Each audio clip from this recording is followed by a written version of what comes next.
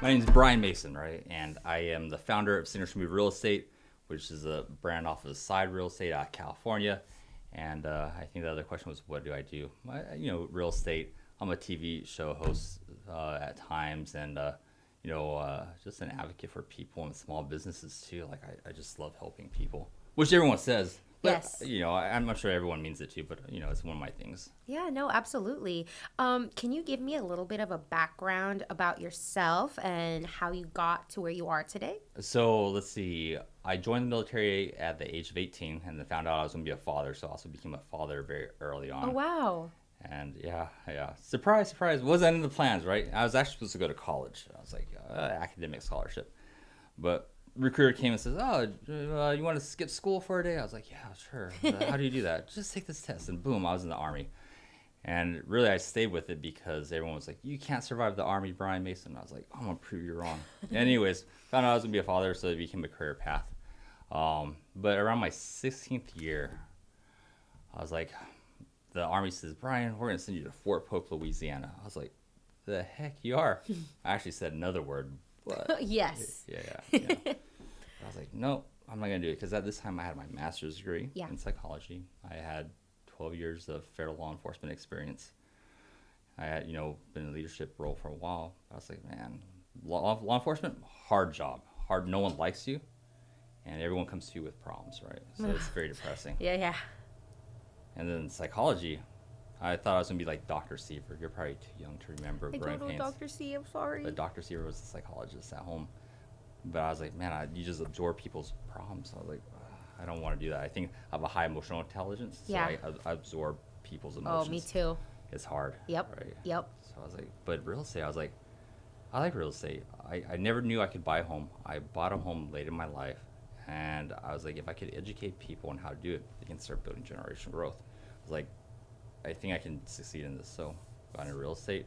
Starting that, Army says, we'll keep you in the DMV area. So I stayed in the military, was doing real estate a little bit, just learning, and then I retired out of the military. Boom, and here I am. That is awesome. Tell me about how that has helped you and shape your experience in the real estate industry, like just working with people. I'm sure, like, dealing with pressure, like this is probably nothing compared to what you maybe had to go through back then. So that's true, right? Everyone's like, oh, how do you deal with this pressure? It's so stressful. I'm not getting shot by bullets, right? I'm not getting hit by mortar rounds. So it's not that bad. It's not that bad, right? Everything will solve itself. You just have to be creative at finding solutions. There's always a solution somewhere Yes. on it, and I solve problems. That's what I do. So thanks to the military, I don't stress too much. Sometimes it's stressful because you have people that are getting out of their house in like 2 weeks, and they're planning on buying it, and if it falls through, they're not gonna have a place to live. Yeah. Or there's a person that's trying to move and they need that money or whatever, and if it doesn't sell because something messes up, then it screws them. So Yeah. it's still very stressful in that regards because I care about people. Absolutely. They're just not transactional. Yes. But I'm not getting shot at, so it's not that bad. That makes sense, and I love that you're not getting shot at. Yay! Yay. Tell me, when you bought your first house, what was that experience like? Because I think I saw online that maybe it wasn't the best experience. Yeah, it's just more information can always be provided to it, to educate you, and because whenever you do something all the time, you kind of take it for granted that all this stuff should be known, but it's not known, right? Especially if you're a first-time home buyer, and especially if you grew up and your environment wasn't one where you were taught to buy a house and you weren't educated on how to buy a house, how to handle money. And I didn't grow up in that environment. And so, I didn't know a lot of stuff. I didn't know what to ask. And I was intimidated to, ask questions. Or if I asked a question, it was like, why don't you know that already? Mm-hmm. Like, because I don't buy homes all the time. Yeah. And so I was like, if I can just teach people that don't believe that they can buy homes, then I'm doing some good in the world, right? I'm making money because I gotta have money to pay bills, right? Yeah, that's right. Yeah. And to be able to achieve bigger goals, but I'm able to help start creating generational wealth, and I can give them advice. And I gotta say, I'm not an attorney, a tax advisor, a CPA, or anything like that. disclosures, but I try to help people because Yeah. I'm surrounded by all these successful people. I'm always learning. Yeah, and you can help like touch base with somebody here, like, hey, I can connect you to this person that can help you with that through you. Yeah. And it sounds like based on that experience, you want to provide a better experience than you had. And giving people the comfortability to be able to ask you questions and not feel the way you did, Right. like intimidated, or maybe feel like, I don't know, like, wow, I didn't ask that good enough question. Why didn't I know that? Well, and it's just so much money that people are entrusting with you. And, I always tell my clients, like, whether it's, $200,000, $2 million, like, ask me questions. Like, this is your money. I'm not going to have to pay for the mortgage. Or if you're selling the house, I should be able to articulate the reasoning, the thought process behind everything that I want you to do, or I'm trying to get you to do, and why it's beneficial to you. Yeah. Not just because Brian Mason said so.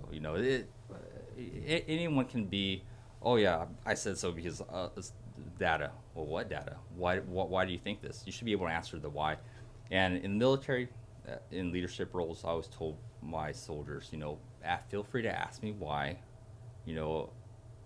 in most situations. But when I say it has to get done, it has to get done, right? Yeah. But I should always be able to articulate my position. And now in a client service industry, I need to articulate my position of why I think this is why we're doing this, and make sure that the client's comfortable. Yeah, no, absolutely. It's all about education, and I take pride in that. Yeah, no, thank you. Now, part of the podcast is asking people about marketing and how they're branding themselves. This morning, you came into the studio and you gave us some amazing swag.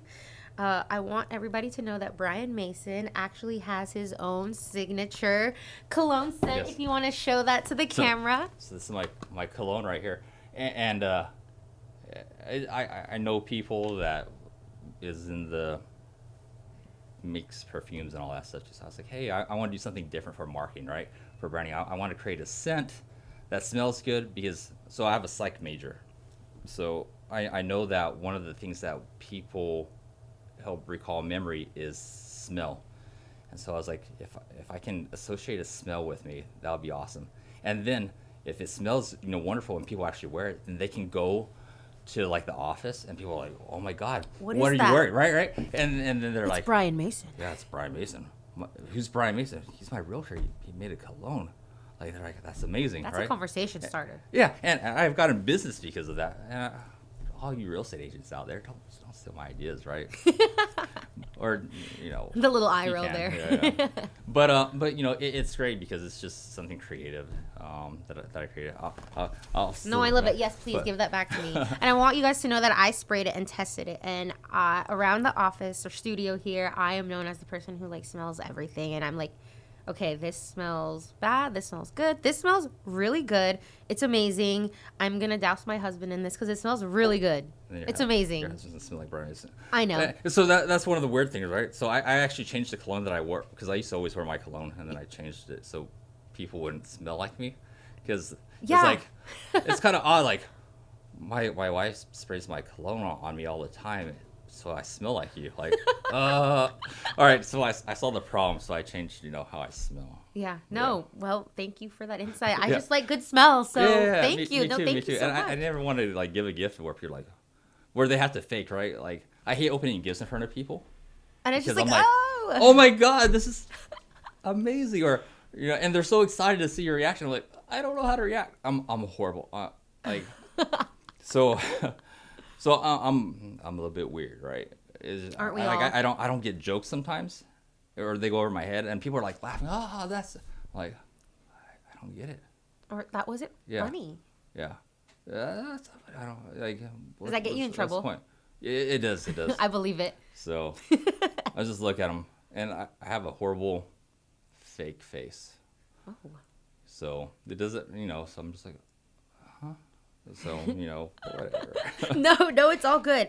And still on the topic of marketing, please show everybody your logo here for this shirt that we got. So this is my logo. So this was iteration number 1, and so it's this Mason 316, right? And if you ever watch like wrestling with Stone Cold Steve Austin, so Stone Cold Steve Austin was like just awesome. Like goes in there, beats up people, gets a beer, chugs beers, smashes, and stuns the boss. I was like, oh, that's so cool. And I just want to bring like that attitude, like that. Yeah. In real estate. And so his logo was like this, but it said Stone Cold. So I was like, house sold, and I changed it to home sold in iteration number 2 because it just flowed better. And then but the problem was like I loved it, and I had it on my signs and marketing because it made me stand out, right? Yeah, What part of marketing is about standing out amongst the crowd? And in real estate, there's so many realtors. Everyone knows like 50 realtors, so I wanted to stand out. I stood out, and some people liked it, but a lot of the people were scared of me because they thought like I represented death or a funeral. Oh my God, a skull. Yeah. So not everyone got it. Not everyone must be a wrestling fan. So I had to switch it to something a little bit softer and all that stuff too. Expensive lesson, but lesson that, it's good to learn. Life right? is about full of lessons. Yeah, Absolutely. No, this is great. I just want to keep touching on this marketing for a little bit. Why do you feel like these things are so important to you to stand out? I know that there's a lot of realtors, but like, is that something in your youth maybe that you've always had? You're like, you know what? I don't want to do things the same old-fashioned way. I want to spice things up a little bit. Talk to me about that. I think I've always just gone on the beat of my own drum, right? Everyone says that, but like I said, I think I'm a weirdo sometimes. Like, my God, so that goes through my head. Like, we can go into conspiracy theories sometimes. Oh, like, I love conspiracy theories. Oh my God, have you ever heard of the Mandela effect? I believe so. Is that where you think something happened and it didn't? No, it did happen. It's the opposite. Oh my God. Did I just say it backwards? Well, it depends on the timeline, right? Yeah. So there's a whole bunch of theory, and then you go to string theory about quantum physics and all that stuff and how it interconnects, right? Oh my God. And yeah, this is all the fun stuff. And God, I'm probably lose business people. Brian Mason is really weirdo. Like, I'm not weird, like a creepy weirdo, right? No, it's interesting. This is a fun interview for me. I'm just me. Yeah. And it's always, I think everything gets. I had a friend that said, Brian Mason, oh my God, I'm so proud of you. You're so successful. And I was like, now I'm getting emotional. Don't cry. We've got tissues here. Oh my God. Freaking kidding. So. Oh my gosh. But if you look, everything's so scripted, so fake. And I'm not successful. Oh my God. Here. Now I'm soft. No, you're good. But it's everything's not real, right? It's like you meet people and they won't is that genuine, right? The interaction or everything we see on social media, it's all scripted, right? It's supposed to look a certain thing. I was like, don't believe what you see, right? Everyone goes through a different journey, and sometimes it's it's reality's not reality. Your reality is based on your perception on how you grow up, right? And what you see. Yeah. I think what's wrong with society today is that we see all this stuff and we're like, we gotta be like that.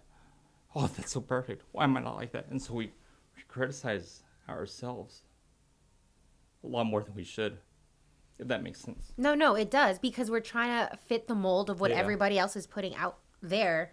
And you feel like, oh, I need to do that too. But it's like, no, go to the beat of your own drum, be yourself. And I think the marketing that you have and the personality you have and people listening to this, you're going to attract people who resonate with you. Yeah. And those are the type of people that you want to be around with anyway, right? And if people don't resonate with it, that's totally fine. There's different realtors for everybody. And I think that's amazing that we have a variety of people that you can look at and be like, you know what? I like this guy. He's not robotic. I want to work with him. Or like, he's got his own cologne. I love cologne. Yeah. We could talk about that. I'm just not robotic. Now going back to the Mandela effect so I can stop getting this emotional stuff. Right? Oh my gosh, you're so... You just took me on like... on a journey, right? You did. There's passion, right? I really love like what I do, and like it's a hard job sometimes because you really do care, right? The stress that you absorb. But Mandela effects, going back to that, right? Yeah. Jumping, yeah. So like Nelson Mandela, I don't know if I'm aware. Okay. Of it. Yes. So what do you remember about him? Like, when did he die? I don't know. I was little. Like, I think Barack Obama like went to go visit him or hung out with him. That's what I remember. Maybe 2000. Oh gosh, I'm scared. Okay, to say so them. 2000 something. So I remember him dying as in South Africa, as a political prisoner back in like the 1990s. Right? I remember this because I was watching. I was at Alta Vista Middle School watching Channel One News on these TVs. Right? I'm Yeah. dating myself, and something about Nelson Mandela dying, and then turns out, no, this guy died like not too long ago, not back in the 1990s. Like, so you go like, what? Maybe I'm just crazy. And then you start going into like, looking at other stuff like the Ed McMahon, probably something else that you don't remember, but Publisher Clearinghouse, right? So Publisher Clearinghouse was a thing that you get mail, and I remember seeing it because I'd be like, oh my God, it would be so good if my mom could win this $1 million check, blah, blah, blah. And it had a picture of Ed McMahon, and McMahon would knock on people's doors. Hey, you won $1 million, and the people, oh my God, right? And turns out it's not Ed McMahon. I'm like, huh, that's crazy. I swear that it was. Right, absolutely. And there's people that see this. There's like 50% like, oh yeah, Ed McMahon was that, and they not, and they try to blame that, it's miscollection, recollection, whatever. Yeah. But it's a phenomenon, and it's like, that's kind of unique. Like Britney Spears is something more recent, right? So Britney Spears, she had a video, red outfit, microphone. Yes. Right? Yes. Boom. If you look now, no microphone.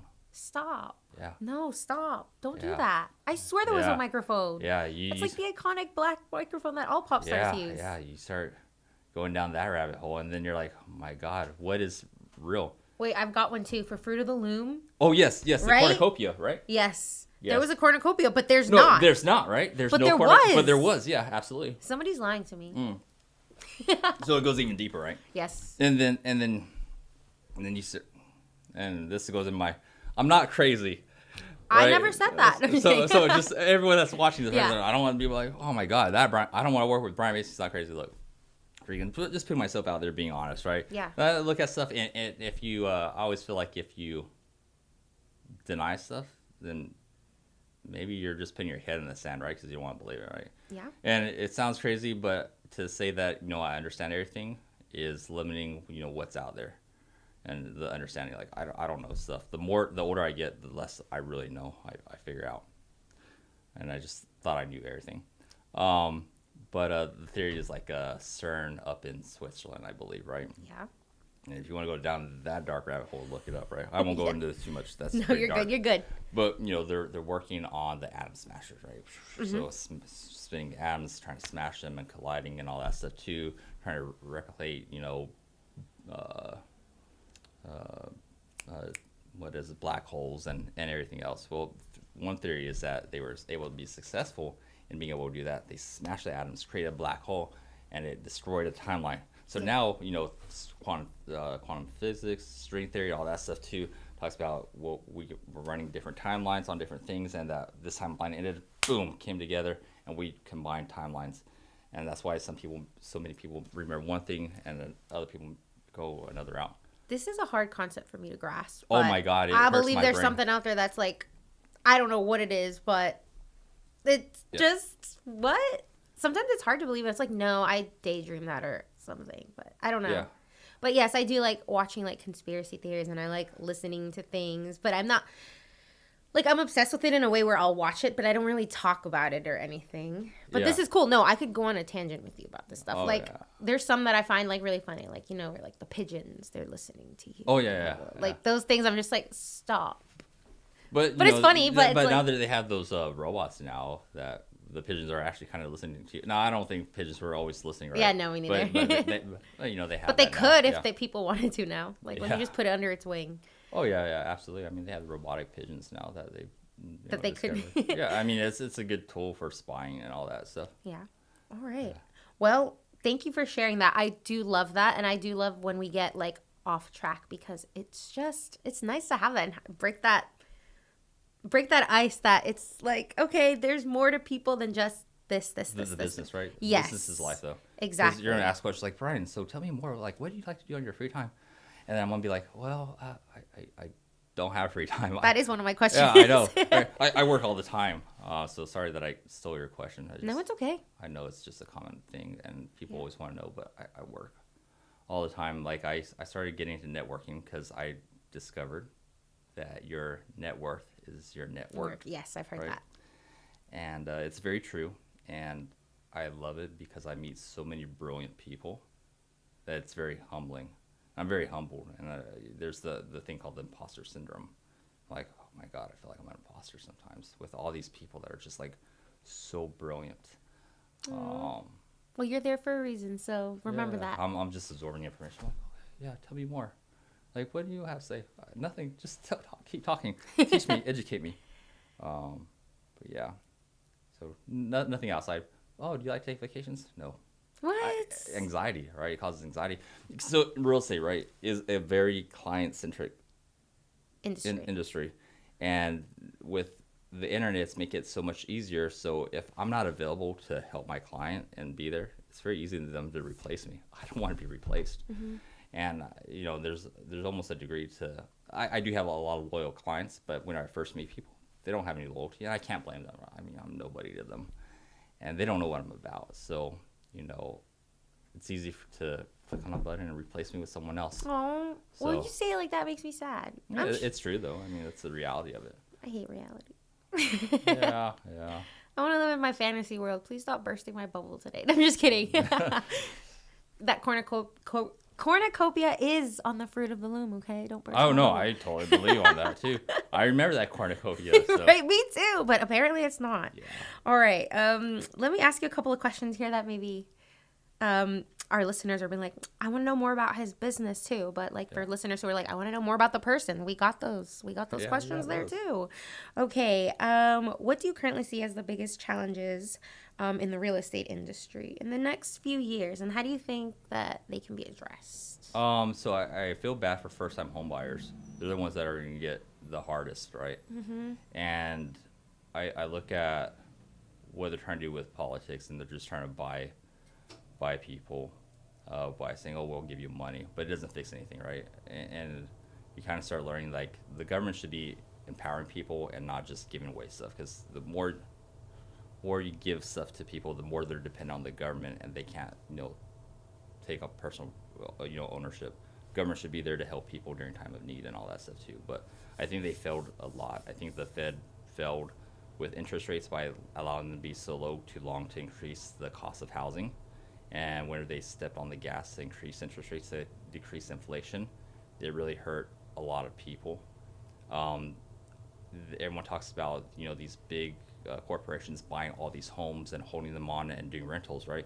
I work with investors. I get it. Investors love me because I get them lots of money. But at the end of the day, like, these corporations that are buying blocks of homes and holding on to it, it's going to be corporate welfare backdoor, because you look at the big picture of what's going to happen is that now they control market. People are going to be upset because they can't afford housing. Yeah. They can't afford a place to live. So what does the government do? They're going to be like, okay, we're going to give you guys money. We're going to subsidize these costs. But it's not subsidizing the cost for them. All it is going back to that corporation that's increasing the price, right? And what the government should have done is, I don't think they should have said, no, you guys can't do that if you're a corporation. But they have the power of taxes, right? Yeah. So the power of taxes is how the government controls, enforces kind of like policies and what they want to project. So what they should have been doing is like, okay, if you're a corporation or you're selling to a corporation, we're going to tax you 25%. There's always going to be loopholes that they work around. Like, they'll get someone to buy it and then just give it to them. Well, no, anytime that you transfer anything to ownership, it's 25% of either the sales price or the assessed value, whichever is higher, right, to get around that. And they put that money into a pot to either help, first-time home buyers, or to help, create educational opportunities for people that are working, minimum wage jobs, and get them something in the area that would enhance their future. Yeah. So. No. Absolutely. But yeah, first-time home buyers is gonna have it tough. Yeah, I'm sure. I'm sure it's kind of hard too for people to even be first-time home buyers as well, because it's kind of rough out there. But hopefully, things can get better. I don't know. It's hard to say, especially with the upcoming election and everything going on. I don't know. And then we have so much misinformation. So everyone talks about the NAR lawsuit, and I was always planning for the worst, and I'm over that now. I just deal with it. But I think there's going to be a lot of people that will.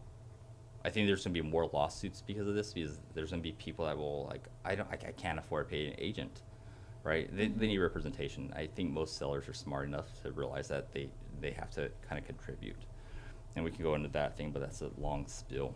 Yeah. But at the end of the day, there'll be people that are like, well, I can just do this all myself, or I'll get, the seller's agent to, do the paperwork for me. But the problem is, like, even whenever I help my buyers or sellers, like, sometimes people just aren't happy. And I really look out for them. I really, really try. But sometimes they're just not happy. And I always think, like, wow, if this person would have been, represented by, if I represent both parties or they were unrepresented, I could see a lawsuit coming back and saying, oh, well, you didn't disclose this, you should have. So we're going to have a lot of litigation, tied up in that. That's a lot. Yeah. But, I mean, the best we can do is just hope for the best and help guide the clients in the best way that we can, especially you. Yeah.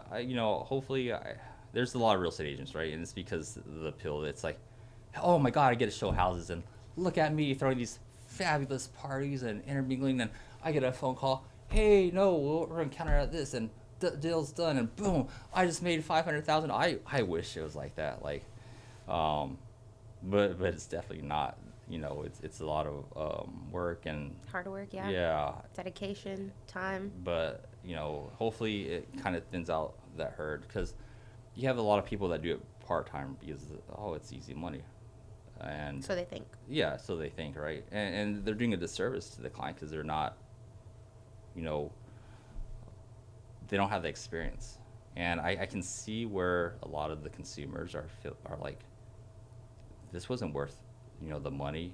Like, why do they get paid this much when they didn't do anything? Because they do it part-time. You hired the wrong person. You probably hired a friend, that just was doing it, and you thought, easy money, I just opened up doors. But it's so much more than that. Or selling a house is so much more to that. There's the whole marketing aspect and getting out there, negotiations, and just working.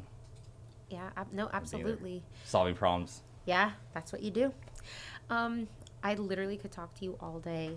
I really could. I know. I hate that I'm on a time crunch, whatever. But is there anything that maybe you would like to talk about that I did not ask with the audience? Please let me know. I want to make sure I hit all those key marks for you. I appreciate it. I sorry I got emotional earlier. No, don't apologize. But I appreciate just being able to talk and just having a conversation. It's always fun. And being in business, I heard it on all the podcasts I was listening to. Right, I'm spying. I'm very competitive, by the way. Like, don't think that I'm not. And I'm a nice person, but I'm also a shark. Don't get it twisted. Like, I had someone that said, Brian, we can't close on the house that that my client's gonna buy. And I was like, I was like, okay, tell me. And they're like, 4 days before we were supposed to close, my client's counting on the money. And they're like, oh, we can't. The financing falling through. You can keep the $10,000. It's like, no, we're gonna sue you. My client's gonna sue you and your client. You don't have a way out. You can't tell me this 4 days. It's BS. But my client really wants it. I was like, then I'm going to find the solution. I'm going to find the answer, and we're going to close. And we're closing on Friday now, right? But it just baffled me. I was like, why would you just, first of all, why didn't you just tell me beforehand? You knew about this before. It's just not 4 days prior. Yeah. And just to give up on $10,000 and put your client, your buyer, in luckily, like, I cared about my client to make sure that it got done. And I knew that it was better for us to try to make this work than tie it in lawsuits, especially since the buyer wanted the house. But I was just like, my God, no wonder there's a bad reputation with agents. Oh. Like,